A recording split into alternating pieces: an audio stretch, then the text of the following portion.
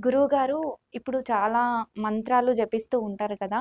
మంత్రాలకి శక్తి అనేది నిజంగా ఉంటుందా గురువుగారు? చాలా మంచి ప్రశ్నమ్మా. హ్మ్. మీకొక్క మాట చెప్తాను.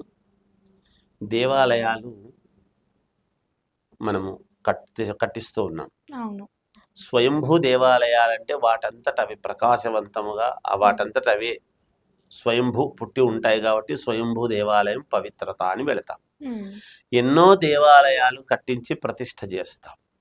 ప్రతిష్ఠ చేసేటువంటి ప్రతి విగ్రహము కూడా ఎక్కడో ఒక చోట ఒక స్థపతి అనేటువంటి మహనీయుడు మొలిచినటువంటిదే అది. హ్మ్.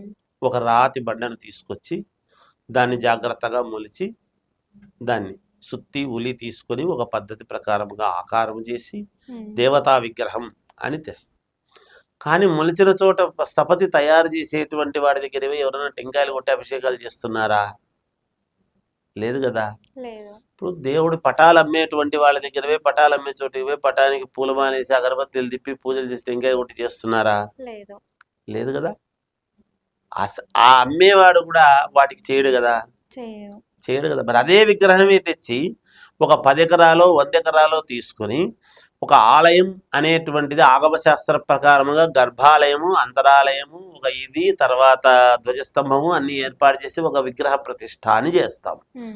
ఆ విగ్రహం ప్రతిష్ఠ అయిన తర్వాత ఆ 10 ఎకరాల ఆలయం లోపల ఏదైనా తప్పు చేయాలంటే చేయగలుగుతాడా? కేవలం గర్భాలయం వరకే కాదు, ఆ 10 ఎకరాల ఆలయ ప్రాంగణం వరకు కూడా ఇది దేవాలయ ప్రాంగణము, ఏమీ కానీ తప్పు చేయరాదు అనేటువంటి భావనతోనే కదా ఉంటారు. అవును.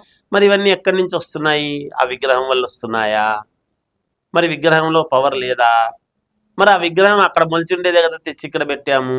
హ్మ్. ఏమిటి దానివల్ల అంటే వేద పండితులు, నిత్యము అర్చన చేసేటువంటి అర్చకులు వీళ్ళందరూ కూడా నిరంతరము షోడశోపచార పూజలు, ఆగమశాస్త్ర ప్రకారముగా వేద మంత్రోచ్చారణ నిరంతరము అక్కడ గర్భగుడిలో దేవుడికి సంబంధించినటువంటి ఇవి పూజలు, ఇవన్నీ కూడా మనము చేస్తూ ఆరాధిస్తూ చేస్తూ మంత్రోచ్చారణ చేసే కొద్దీ ఆ విగ్రహానికి ఒక ఆరా అనేటువంటిది ఏర్పడుతుంది.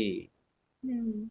మరి దేవుడికి ఇంతప్పుడు సహస్రనామావళి ఎందుకున్నట్టు అంటే అనేక రూపాలతో పేర్లతో మనము స్మరిస్తూ ఉంటే, నిత్యము ఆరాధిస్తూ ఉంటే దైవాన్ని ఏదో ఒక రూపంలోనైనా భగవంతుడు ఏదో ఒక పేరుకైనా ఆయన పలకాలి కదా.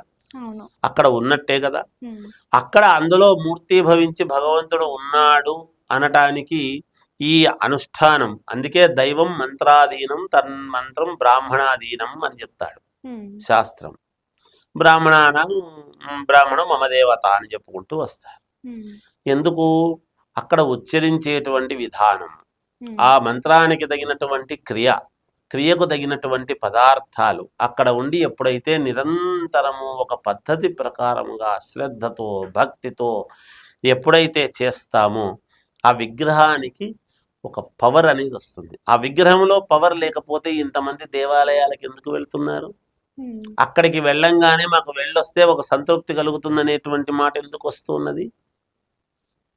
ఎలా అవును. వస్తుంది?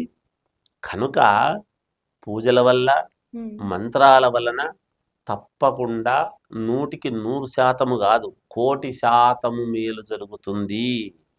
ఒక ఓకే. మహనీయుడు, డబ్బులున్నవాడు ఎంత పెద్ద పెళ్లి పందిరి వేసినా, హ్మ్. ఎన్ని కోట్లు అల్లుడికి ఇచ్చినా, ఎన్ని కోట్ల బంగారు పెట్టి తన కూతుర్ని అద్భుతముగా తయారు చేసి అత్తగారింటికి పంపించాలి అన్నా, హ్మ్. ఎన్నో కోట్ల మంది భోజనాలు చేసినా, ఏమి చేసినా అక్కడ పెళ్లి చేయించడానికి వచ్చినటువంటి బ్రహ్మ చదివేటువంటి మంత్రాల యొక్క పవరు వల్లనే జీవితాలు నిలబడేది.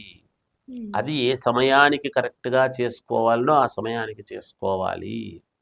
ఓకే. ఆ వేద మంత్రాలు గనక అక్కడ వినపడలేదు అంటే, హ్మ్.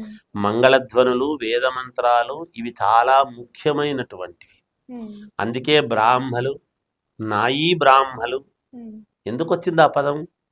మంగళ సుస్వర వాద్యములు హ్మ్. వాళ్ళ యొక్క ఊపిరిని అంతా కూడా తీసుకొని ఆ మంగళవాద్యములు పెళ్ళి అనేటప్పటికీ శుభానికి ఎలా వాయించాలి అనేటువంటిది వాళ్ళ లోపల నుంచి ఊపిరంతా కూడా తీసుకొని వాయిస్తున్నారు అంటే, హ్మ్. అలాగే లోపల నాభిలో నుంచి ఒక మంత్రాన్ని అనుష్ఠానం చేసి బ్రాహ్మలు చెబుతున్నారు అంటే ఊరికే చెప్పేది కాదమ్మా. హ్మ్. అవి ఫలించాలి అంటే ఆ వాక్ శుద్ధి అనేది ఉండాలి. వాక్ శుద్ధి అనేటువంటిది ఉంటుంది కాబట్టే బ్రాహ్మణులు చదివేటువంటి మంత్రాలకు అంత పవిత్రత అనేది ఉంటుంది. ఎక్కడ నొక్కాలి, ఉమ్, ఎక్కడ ఉదాత్తము అనుదాత్తము ఇవన్నీ కూడా ఉంటాయమ్మా మంత్రాల్లో చెప్పేటప్పుడు. వేద పండితులు నడిచే దేవుళ్ళు. ఉమ్, వేదమూర్తి ఇలా వస్తున్నాడు అంటే భగవంతుడు వాళ్ళల్లో ఉంటేనే వాళ్ళకి అది 12 సంవత్సరాలు కష్టపడితే గాని వేదం రాదమ్మా. ఉమ్, ఇలా ఊరికి అలా పోగానే ఇలా వేదం వస్తుందిలే అనుకుంటే తప్పు. మామూలుగా ఈ కార్యక్రమాలు చేయించేటువంటి అర్చకులు వాళ్ళందరూ ఉమ్, స్మార్త పండితులు కానీ వేద పండితులు కానీ మంత్రము వాళ్ళ స్వాధీనము కావాలి అంటే వాళ్ళు ఎంత శ్రమ పడితే మంత్రము స్వాధీనమవుతుందమ్మా. అంటే అవును. స్వాధీనపరచుకున్నటువంటి పండితులు ఎంత మాత్రం కరెక్ట్ ఉన్నారు కరెక్ట్ లేరు అనేటువంటి విషయం అది ఇంకొకటి. ఉమ్, ప్రతి దాంట్లోనూ తప్పులు చేసేవాళ్ళు ఉంటారు. ఎవరు తప్పులు చేసుకుంటే ఎవరి కర్మ వాళ్ళు అనుభవిస్తారు, అది వేరు సంగతి. ఉమ్, కానీ మూలము అనేటువంటిది మనం ఆలోచన చేసినప్పుడు ఎప్పుడూ కూడా ఉమ్, వేద మంత్రాలకు వేద పండితులు నిరంతరము దేవాలయాల్లో వేద పఠనము అనేటువంటిది జరుగుతూ ఉంటుంది. ఉమ్, అలాగే కొంతమంది పారాయణం చేసేటువంటి వాళ్ళు ఉంటారు దైవము కోసం. మనిషి కోసము ఆరోగ్యం బాగలేదంటే పారాయణం చేసే విధానం వేరు.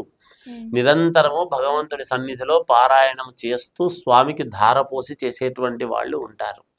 అలా మౌనముతో పారాయణం చేసేటువంటి మహనీయులు కావచ్చు.